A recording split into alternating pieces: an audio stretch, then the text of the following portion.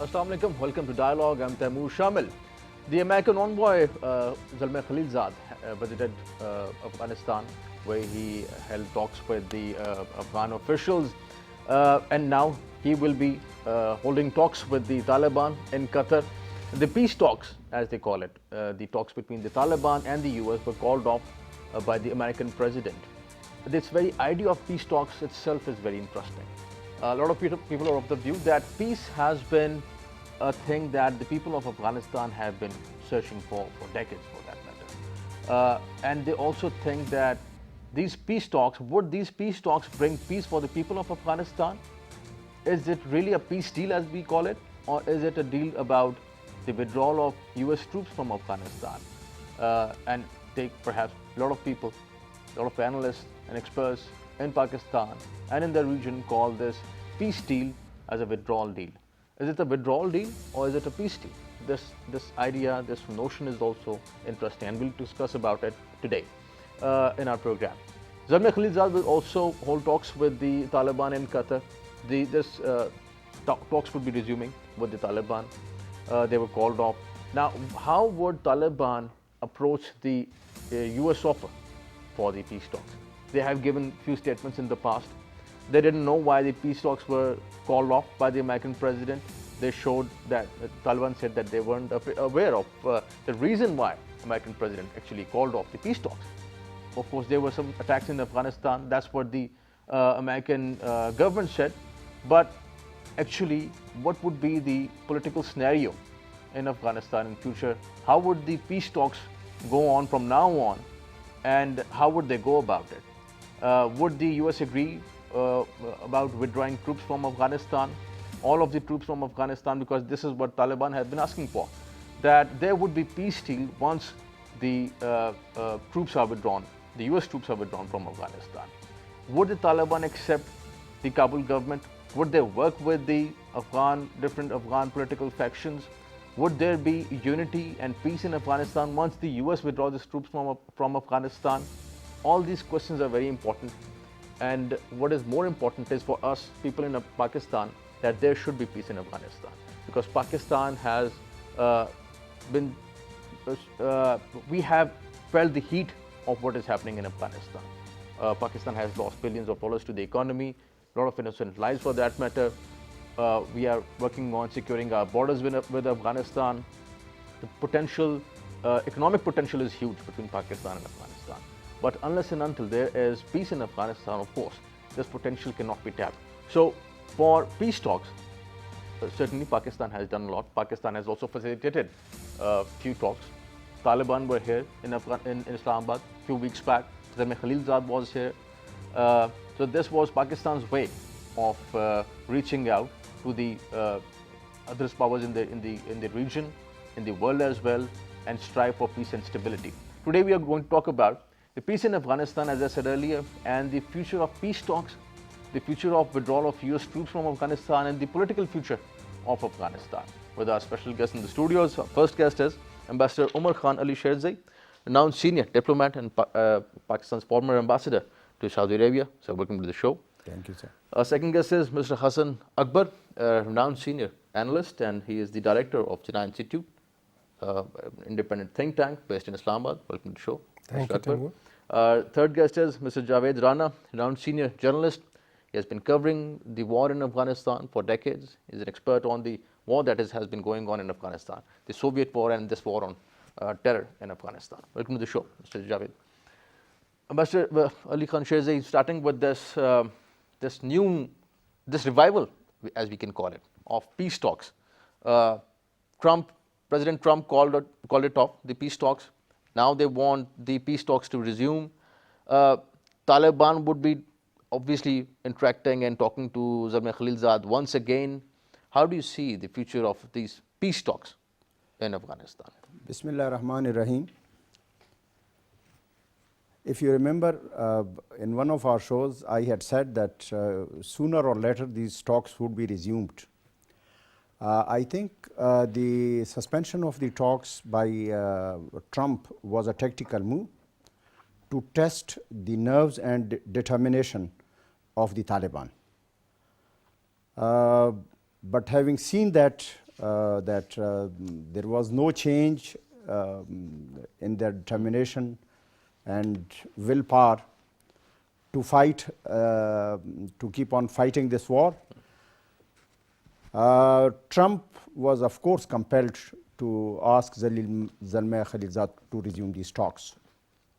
So the talks once again have been resumed, and there is, frankly speaking, no other option for the United States except to do something and get out of Afghanistan and create a situation which would give America a face saving. They have to leave Afghanistan whether they want to fight for another 10 years. Ultimately, they have to leave. There is no reason. There will be no dearth of determination in the Taliban hierarchy. And I would like to add that even the ordinary Afghan citizens, now they are tired of the American presence, because they think that it is because of the American presence that we are suffering and there is no peace. And so it is the compulsion of the United States now to do everything and bring an end to this war, which has resulted in a great loss to the United States, material wise, money wise, and human losses have been tremendous. So they have no other option except to leave Afghanistan. And as you rightly said, this is more a withdrawal deal rather than a peace deal, because there would be certainly, peace cannot be restored overnight in Afghanistan. It is a very, very complicated problem, and there are lots of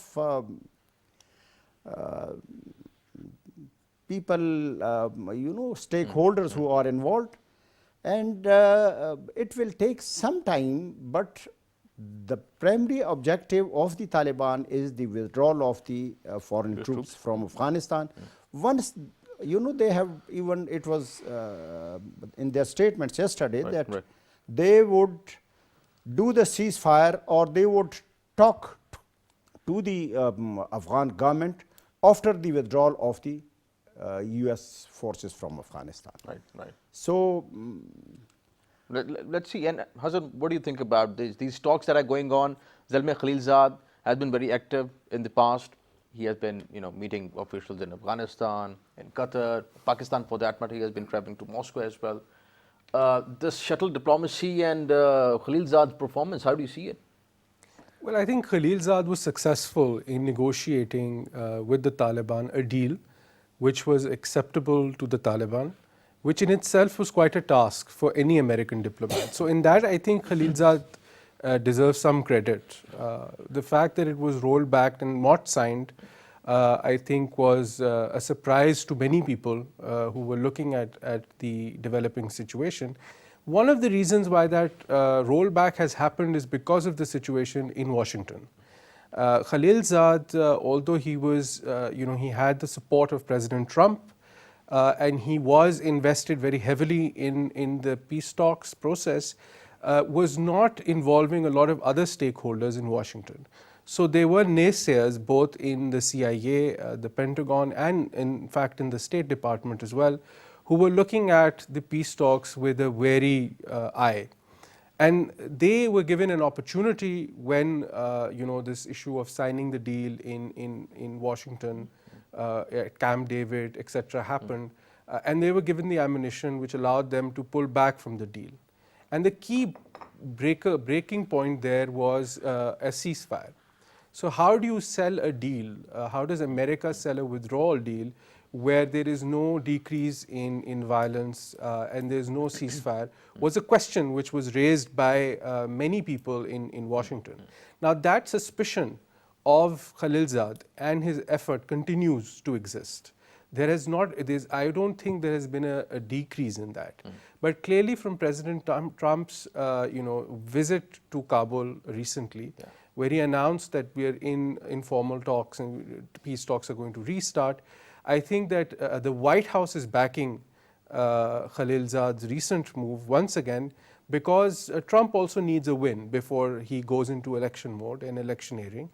And a deal in Afghanistan will be a good omen and a good news for Trump to sell within America that I'm bringing my troops back home, despite a number of other political fronts facing. Trump is facing a lot of backlash. There's a issue with the Russia investigations and others. There's pressure on diplomats in the Ukraine. So given all of the political ammunition that is against Trump at this moment, I think he would be betting on having a deal with the Taliban soon. Now, how successful this will be will depend on whether Khalilzad is able to convince the Taliban that a ceasefire should be part of the deal. I think that is a key element in President Ashraf Ghani's statement yesterday after meeting Khalilzad. The ceasefire was also discussed once again. So I think that will be a key determinant of whether a withdrawal deal is struck. The Taliban and even America will have to do some give and take here, because if the Taliban show flexibility in the ceasefire, the Americans will also have to show some flexibility in some of their demands, maybe the withdrawal numbers, the deadlines, etc.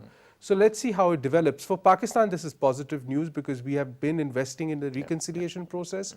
The talks not reaching their logical conclusion was definitely not a positive development for Pakistan. We then invested even more political capital in ensuring that the Taliban and the United States come back on the negotiating table. So I think from Pakistan's perspective, this is definitely a positive move. And we helped create, through this gap period, the momentum to keep this negotiation going. And the prisoner swap that happened, I think, was one of the initiatives where Pakistan played a key role in ensuring that that trust deficit does not grow between both these groups. So let's see how this develops. We'll have to wait and see, because we have one instance where the peace deal was reached but was not signed. So let's wait. We'll have to wait and see how this develops. And this is a very important point, Mr. Rana, that having peace in Afghanistan is what we want, what Pakistan wants, because as I said earlier, we are the direct and indirect victims of what has been happening in Afghanistan, this war that has been going on in Afghanistan. And something related to these peace talks, interestingly, in the past as well, Pakistan facilitated few peace talks, Murray peace talks for that matter, earlier. Then there was also talk about the talks between Pakistan, US and the Taliban that was going on at one point. The news of Mullah Omar's death. Later, the other Taliban leader, he was also targeted. The peace talks were called off once again. This time again, we saw that the peace talks were going on. Again, they were third time or fourth time called off by the American president. So this has been going on, this shaky business of peace talks. What should Pakistan expect, and what should be Pakistan's stance on what is going on over there? I think Pakistan's stance has always been very clear. They want a peaceful, negotiated settlement of what is happening in Afghanistan. But the things are not entirely in the control of Pakistan. Despite a lot of allegations against Pakistan of providing sanctuaries to the Taliban, the fact of the matter is that the Taliban on the ground, they control more than 70% parts of Afghanistan.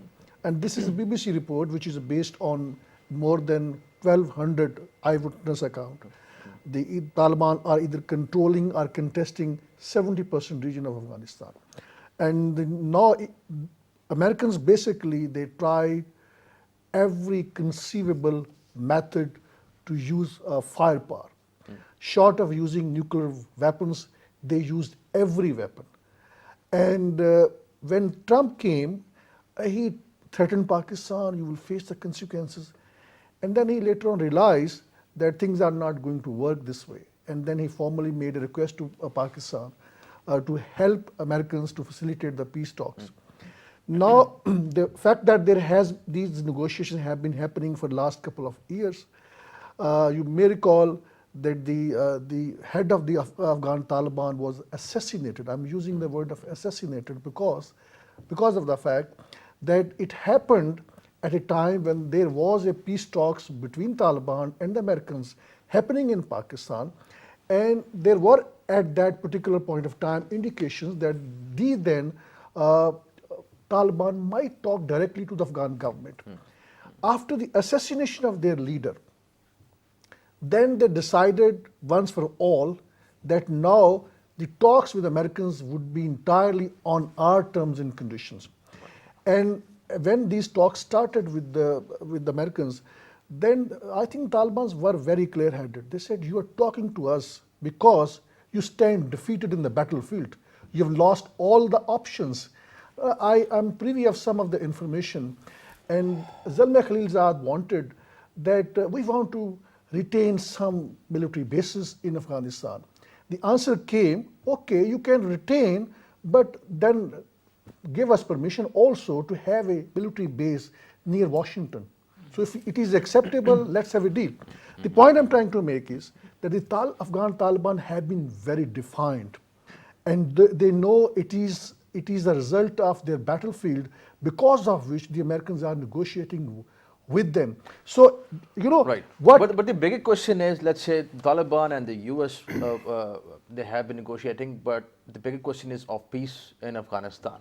And we see that 2019 and 18 have seen the highest, I would say, incidents of violence in Afghanistan. For a layman, Afghanistan is not secure. Let it be targeted by the Taliban, by the government forces, non-government forces. The government has also been, targeting some of the civilians as well, collateral damage for that matter. US forces have been targeting somehow. The civilians have been, dying in Afghanistan. What is, let's say, would there be any end to this violence in Afghanistan at the moment? Do you see that happening in future anytime soon? I don't foresee an end to the violence. Also, right now, there are landmines on which the government in Kabul is sitting on. And those landmines are the election results. Whenever the election result, the presidential election results is announced, that means there is going to be maybe a mini civil war between two groups. The one represented by Abdullah Abdullah and the other President Ashraf Ghani. So Americans don't want that these election results should be announced. They want this deal to happen. And after that, I think probably they will come up with a solution where these elections are going to become altogether irrelevant. Taliban's in most foreseeable scenario, of course, they are not going to go for a ceasefire with the Americans. There will be a deal which was already finalized. Right. I think that deal is likely to be announced sooner or later. It is simply a matter of time.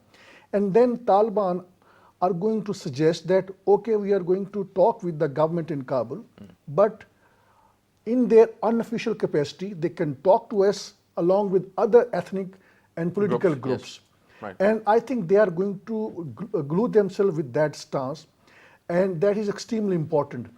And if you Right. if you look at just the last point I want to make, the very core of the peace deal which was finalized is simply that the Taliban had given Americans assurance that the Al-Qaeda or any other group would not attack American interest and their allies' interest. Well, this is interesting. And because that option what they was talk about- available with Americans after 9/11. There were similar options. well, So they have got nothing. Right. Interestingly, as you said, that they won't allow Al-Qaeda or the terrorist organizations to operate from Afghanistan, but since the American and the NATO forces are in Afghanistan, American soil has been used by TTP, Daesh for that matter. ISIS has been very active over there, targeting the people of Afghanistan, targeting Pakistanis. They have been carrying out attacks inside Pakistan as well. So over the years, more terrorist organizations have been, operating in Afghanistan. Why is that? That is also a very important point, I would say, and we'll discuss that. That after 18, 19 years, we still have terrorist organizations operating in Afghanistan. Daesh is one of the biggest threats in Afghanistan, a threat to Pakistan, a threat to all the regional countries for that matter. And this is a major issue, and this is a big question for the Afghan forces, for the NATO forces, and also for the US forces, that while they want to defeat Al-Qaeda, they want to defeat terrorist organizations, how come that these terrorist organizations are operating inside Afghanistan? We'll talk about this after this break. Stay with us.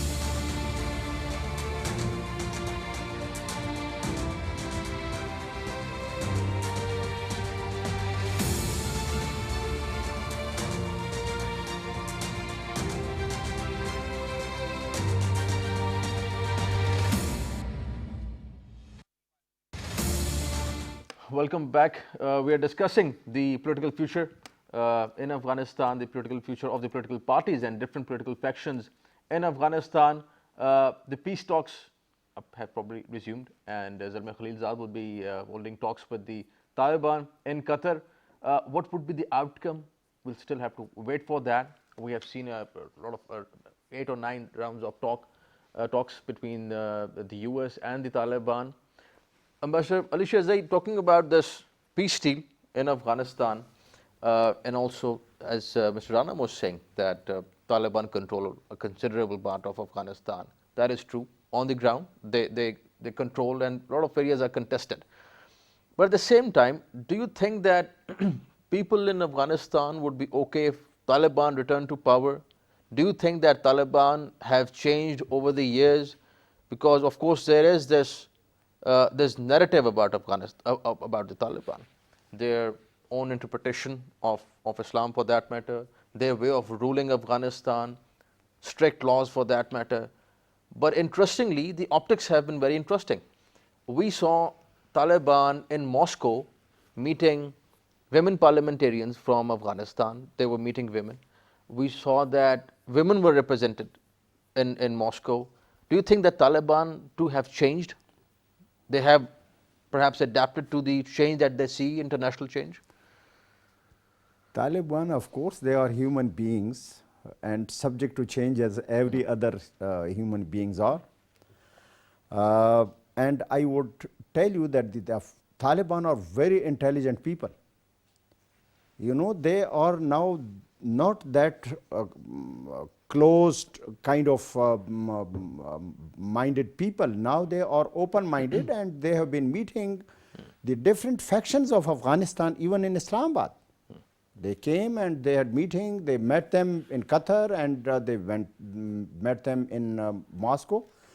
So they are not those Talibans who were initially holding on to power in Afghanistan, and some people thought that they had brutal punishments, and you know, they were not giving the women their rights. Now times have changed, and with times Taliban have also realized that it would not be possible for them to rule without taking on board all the stakeholders. So that was the reason that they are ready to talk to all the stakeholders. They are ready to talk even to the Ashraf Ghani and Abdullah, but not in their capacities as the chief executive or the president of Afghanistan. But as Afghans, they are ready even to talk to them.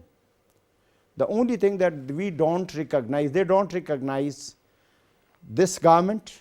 They call it as a puppet government and an imposed government. Therefore, they are not talking to them, and they say that they have no powers to decide anything. Therefore, we are talking to the Americans directly.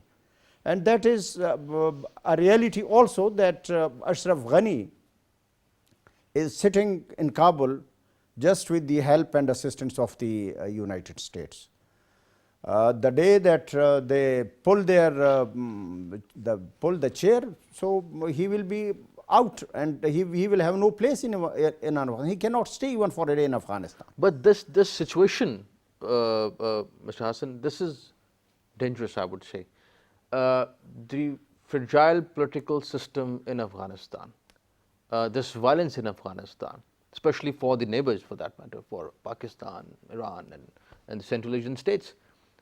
Is there any way that we can, when I say we, the regional countries can ensure, let's say, or some way ensure peace in Afghanistan, a political settlement in Afghanistan? Is that possible? Well, regional countries can surely play a role in facilitating, peace in Afghanistan. But the primary role for peace has to come from Afghans, different Afghan factions themselves, the Taliban being one of them. Now, there's discussion about what will happen post-elections, and essentially this is not very different from the conversation that we were having 9 months ago or a year ago about an interim government, all various other parties being a part of that interim setup, them having a discussion with the Taliban, intra-Afghan dialogue with the Taliban, as a result of which a new interim setup will come into force, some changes in constitution, etc. So all of this has been discussed before. The problem that the Americans faced was that they faced a lot of resistance from a Kabul government that they themselves had placed. The problem then was that the tenure of that government was continuing, an election was scheduled, and it was very difficult for the Americans to exit from a election and to deny the holding of an election or to delay the election. Now the situation is different, as was pointed out, that because of the delay in the election results, the turnout was very low. There are already allegations of irregularities and malpractices in the election process. And I think this is a perfect setup for the Americans to implement their original plan of an interim government. And I think that a couple of people in Afghanistan who will play an important part. See, the setup that Ashraf Ghani has right now, if you look at himself, his national security advisor, other senior people, as rightly pointed out by the ambassador, are actually not important in Afghanistan at all, because they hold no major ethnic or tribal linkages. They've basically been supported by the Americans, and they will leave. They don't have any roots on the ground. But several other people who are part of the High Peace Council, those that are part of the opposition parties, do have roots in the people of Afghanistan. They have a history of their own. They still continue to hold weapons. They have their own militias. Many of their people have actually been a part of the Afghan National Army. One day they will revert to their original groups in the Northern Alliance and the erstwhile Northern Alliance and others. So people like them, whether it is Abdullah, whether it is Sayyaf, whether it is Hikmat Yar, whether it is Hamid Karzai, all of these people retain some kind of influence in Afghanistan and will be key to reaching a settlement with the Taliban about the future of Afghanistan.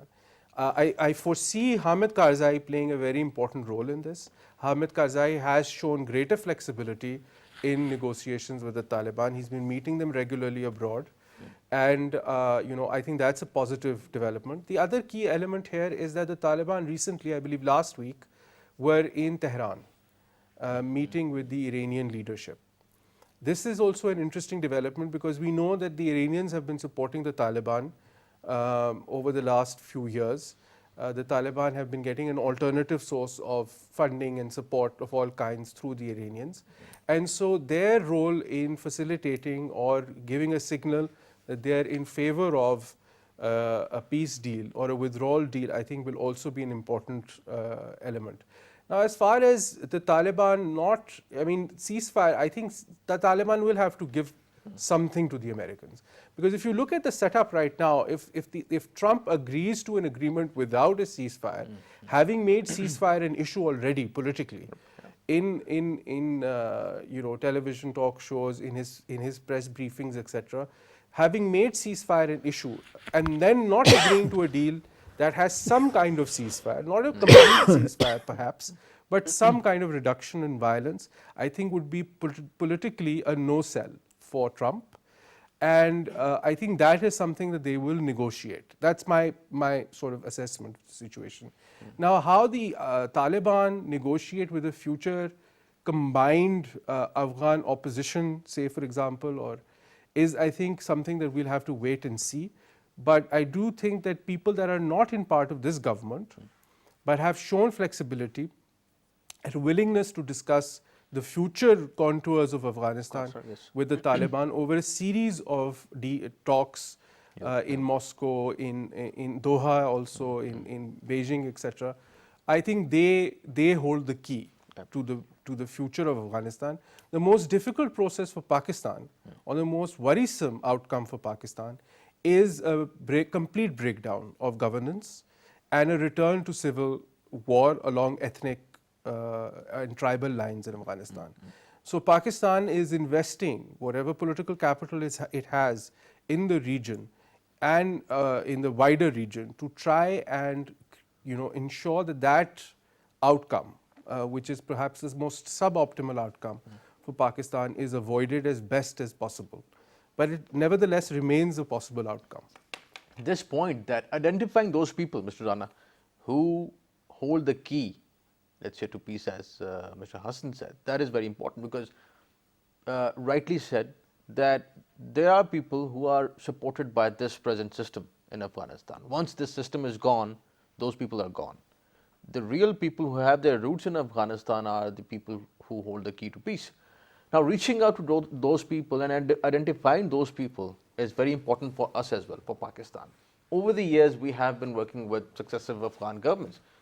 Pakistan worked with President Hamid Karzai, President Ghani, Abdullah for that matter. There have been ups and downs in Pakistan-Afghanistan relations. A lot of people call Pakistan-US relationship from the Afghan prism as a transactional relationship, if we look at the whole thing that has been going on. What are the options, political options and diplomatic options for Pakistan when it comes to Afghanistan? Are we reaching out to the right people over there in Afghanistan? I think Pakistan's policy right from the day one has been very clear, and Pakistan is pursuing that. We are facilitating these peace talks. There are two actors in the peace talks. The other actors they are shadowed actors. They have been projected by the media and as somebody who matters. They don't matter in Afghan politics. It is, you may recall, before 9/11, Taliban were controlling much of Afghanistan. There was not a kind of a civil war which was there after 90s. And then there was Ahmad Shah Massoud, a very brave soldier, a brave general, who had given tough time to the Taliban. He's no longer there. So ethnic groups which were strong previously, they are very weak now. They exist on Afghan land symbolically. And now, in the Northern Alliance, which used to be supported by Iran, the situation has changed. Now, Iran is supporting Taliban.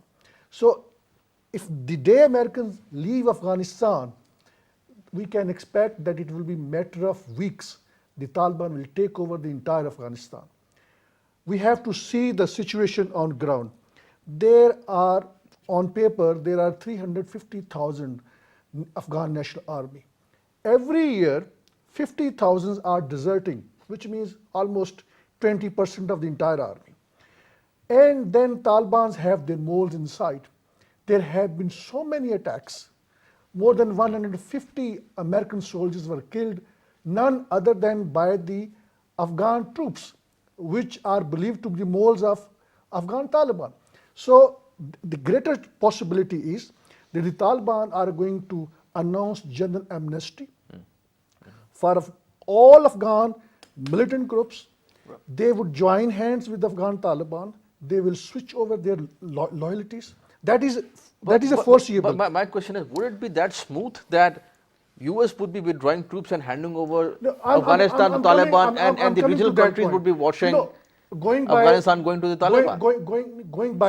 Going by what has been negotiated previously, at the heart of the problem of negotiation between two parties was that when Americans are going to leave. Now, they have already going to withdraw 8,000 troops, which means 6,000 to 7,000. Now, the negotiations are going to be on 6,000 and 7,000 troops withdrawal. And there is going to be a timeline. Is it going to happen in a matter of one month? And also, And I think once that happens, the situation is going to heavily turn in favor of Afghan Taliban. We have been underestimating them. They have a parallel judicial system in Afghanistan.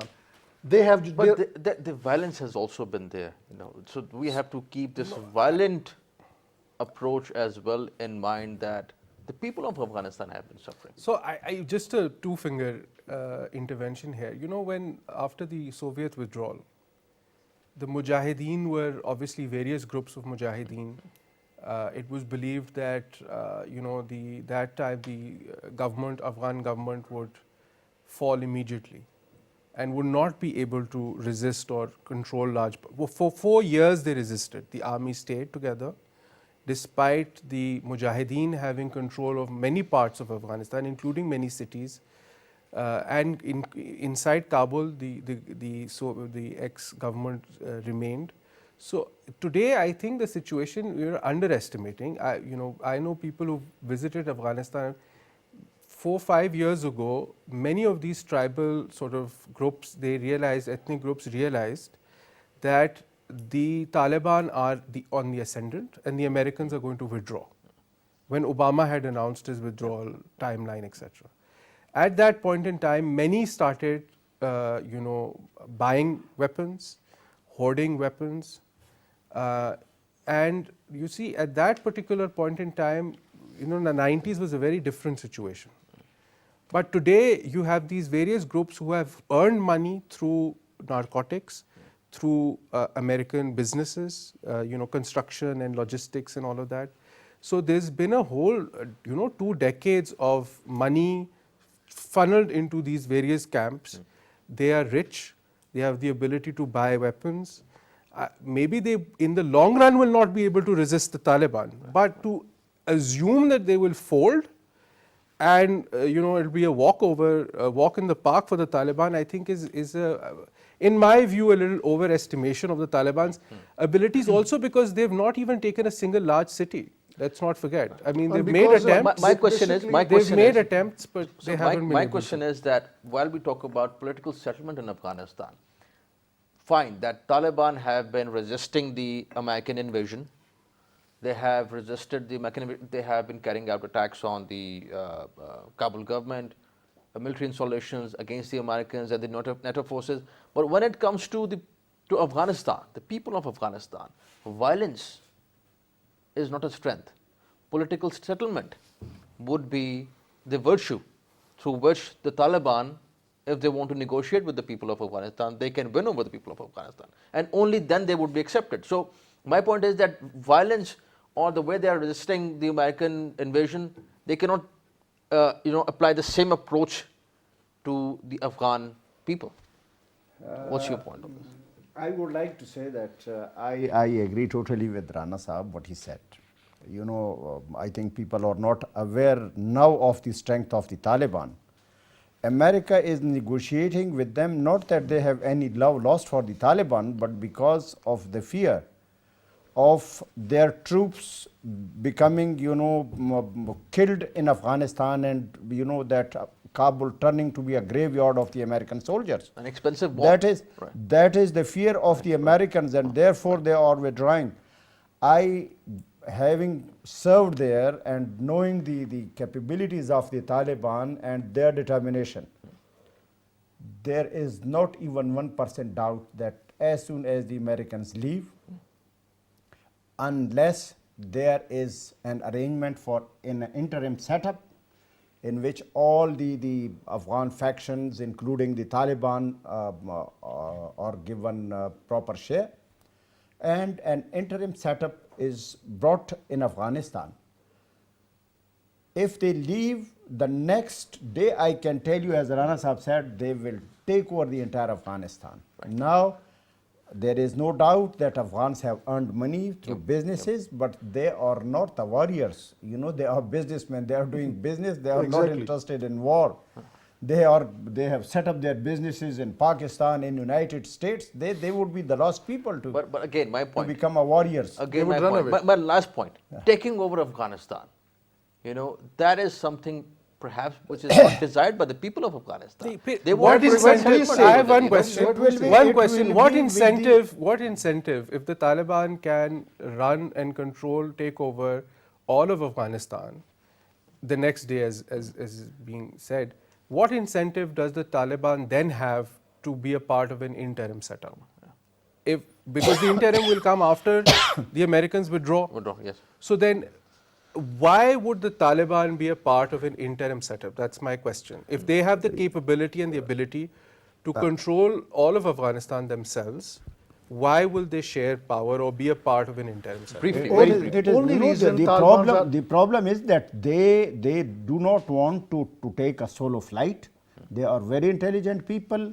They want therefore they have been meeting with all the stakeholders of Afghanistan, barring the Kabul government. Right. They have held negotiations and they are ready for an interim setup with all other factions of Afghanistan. They don't want to take the solo flight. Mr. Rana, what's your... It is Americans' air power because of which they are doing it. Yes. Simple question. Otherwise, these groups are not problem for them. Gentlemen, thank you for joining us. Ambassador Shirzai, Thank pleasure you. having you on the show. Thank you for your Thank time. you. Thank Mr. Hassan Akbar, pleasure having you on the show. Thank you. Thank you for joining us. Mr. Rana, thank you for your time. Thank you for joining us. The scenario, of course, is not very stable. But what is important is that there should be peace in Afghanistan. Peace for a layman, for a common man. The common people have been suffering in Afghanistan for decades. Common people in Pakistan have been suffering for in last 18, 19 years of this war on terror. What we want is peace and stability in the region, peace and stability in Afghanistan, and peace and stability because of the war that has been going on. It has affected the neighboring countries. We hope that peace returns in Afghanistan and the people of Afghanistan live a peaceful life. Thank you for watching today's show. See you next time. Khuda.